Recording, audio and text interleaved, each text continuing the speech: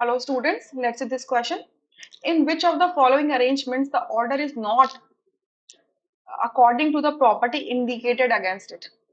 ये चार ऑप्शंस दे रखे हैं, इसमें कुछ ऑर्डर्स लिखे हुए हैं, ठीक है, और उनके आगे उनकी प्रॉपर्टीज लिखी हैं। तो ऐसा कौन सा ऑप्शन है जिसके अंदर करेक्ट ऑर्डर मेंशन्ड नहीं है अकॉर्डिंग टू द प्रॉपर्टी, जो भी प्रॉपर्टी लिखी हुई है? ठीक है, फर्स्ट ऑप्शन में हमसे कह रही हैं आयनिक साइज के बेसिस पे लगाना है, वो भी इंक्रीजिंग ऑर्डर में। अब aluminium 3 positive, magnesium 2 positive, sodium positive and iron positive है। एल्यूमिनियम का एटॉमिक नंबर होता है 13, ठीक है, 3 पॉजिटिव का साइन है। एटॉमिक नंबर का मतलब होता है total number of proton present in the nucleus of the atom, ठीक है।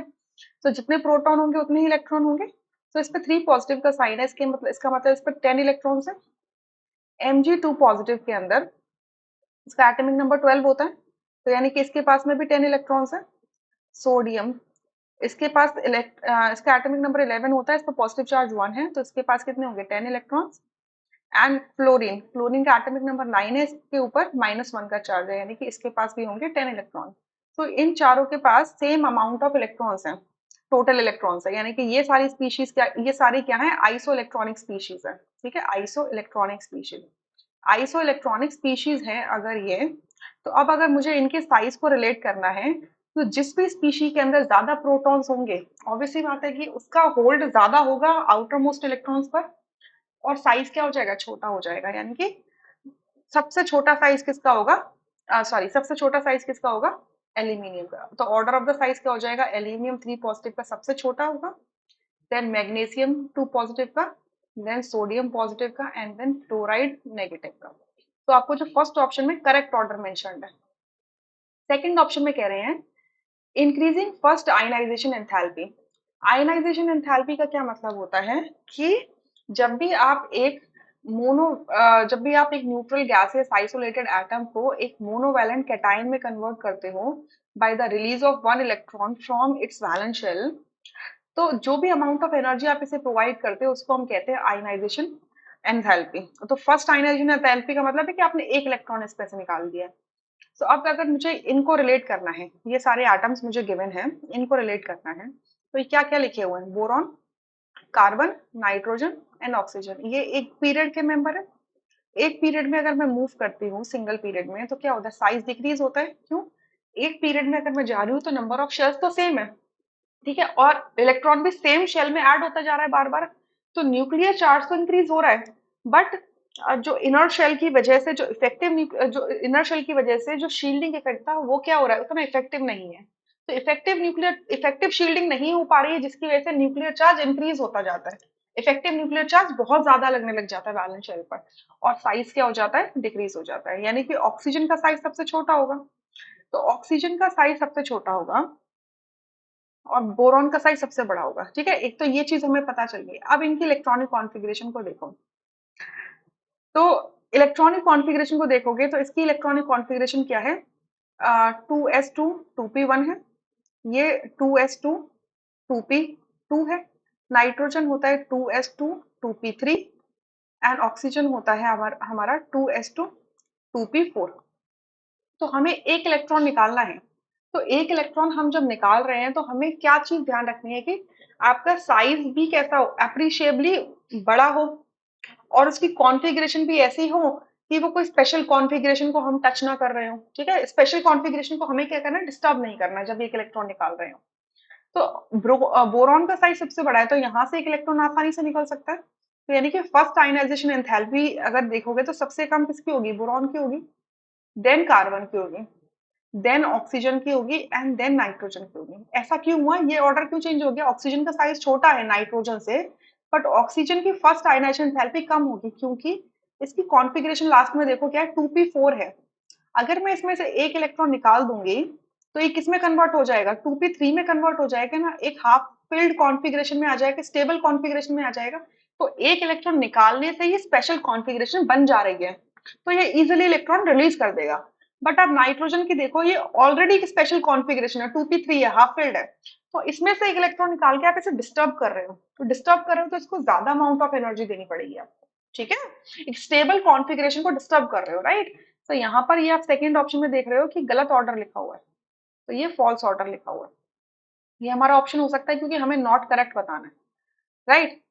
अब देखते हैं हम थर्ड ऑप्शन। थर्ड ऑप्शन में क्या कह रहे हैं हमसे, increasing electron gain enthalpy with negative sign के साथ में इलेक्ट्रॉन गेन एंथैल्पी बतानी है, ठीक है। So iodine, bromine, fluorine, chlorine दे रखे हैं। So fluorine, chlorine, bromine and iodine, ये क्या है आपके एक ग्रुप नंबर 17 के मेंबर्स हैं। डाउन द ग्रुप आप जाते हैं तो साइज इंक्रीज हो जाता है। क्यों? क्योंकि नंबर ऑफ शेल्स इंक्रीज होती जा रही है with the increasing nuclear charge. तो ये जो इंक्रीजिंग शेल्स होती हैं ये बहुत अच्छी शील्डिंग कॉज करती हैं, और आउटर मोस्ट शेल के ऊपर, आउटर मोस्ट इलेक्ट्रॉन के ऊपर इफेक्टिव न्यूक्लियर चार्ज इतना ज्यादा अच्छा नहीं होता है। तो साइज क्या हो जाता है, बड़ा हो जाता है, ठीक है। अब जब साइज बड़ा हो जाएगा तो आउटर मोस्ट शेल पे जब इफेक्टिव न्यूक्लियर चार्ज नहीं होगा तो क्या होगा, आप देखो। यहाँ हमें रिलेट करना है किसको, इलेक्ट्रॉन गेन एंथैल्पी को। इलेक्ट्रॉन गेन एंथैल्पी क्या होती है, इलेक्ट्रॉन गेन एंथैल्पी का मतलब क्या होता है कि आपका एक आइसोलेटेड न्यूट्रल गैसियस एटम है, इसमें आप क्या करो, इसको कन्वर्ट कर दो मोनोवेलेंट एनायन, मोनोवेलेंट एनायन में, मोनोवेलेंट एनायन में कन्वर्ट कर दिया है by the gain of one electron. तो जब ये इलेक्ट्रॉन गेन करेगा तो कुछ अमाउंट ऑफ एनर्जी रिलीज करेगा, और इसी एनर्जी को हम क्या कहते हैं, इलेक्ट्रॉन गेन एंथैल्पी, ईए, ठीक है। इलेक्ट्रॉन गेन एंथैल्पी ये नेगेटिव होती है, रिलीज होती है, क्योंकि रिलीज हो रही है इस वजह से नेगेटिव होती है ना। हम जो भी एनर्जी रिलीज होती है उसमें हम नेगेटिव का साइन लगाते हैं, राइट।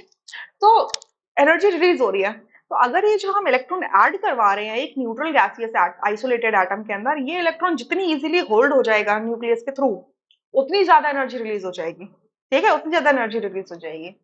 तो आप अगर देखो आयोडीन का साइज बड़ा है तो ये आसानी से एक इलेक्ट्रॉन पकड़ ही नहीं पाएगा, ये इसको इतना अच्छा होल्ड नहीं मिलेगा इनकमिंग इलेक्ट्रॉन को, तो एनर्जी जो रिलीज होगी वो इतनी ज्यादा नेगेटिव नहीं होगी, larger amount of energy would not be release.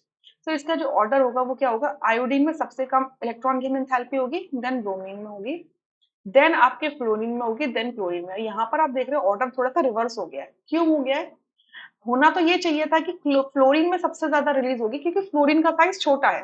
Actual में होता भी वही है, फ्लोरीन में जब हम एक इलेक्ट्रॉन ऐड करवाते हैं तो a large amount of energy is released, but क्योंकि फ्लोरीन का जो ऑर्बिटल है 2p ऑर्बिटल है, उसके अंदर जब इलेक्ट्रॉन जाता है तो उसका साइज छोटा है 2p का ऑर्बिटल का, तो इलेक्ट्रॉन जाता है तो रिपल्शन होने लग जाता है।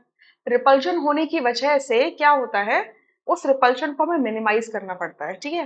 तो जो भी अमाउंट ऑफ एनर्जी रिलीज हुई थी इलेक्ट्रॉन गेन के टाइम पे, उस एनर्जी का कुछ पोर्शन उस रिपल्शन को ओवरकम करने में चले जाता है, जिस वजह से जो नेट वैल्यू आती है इलेक्ट्रॉन गेन एंथैल्पी की वो एक छोटी वैल्यू आती है इन कंपैरिजन टू क्लोरीन।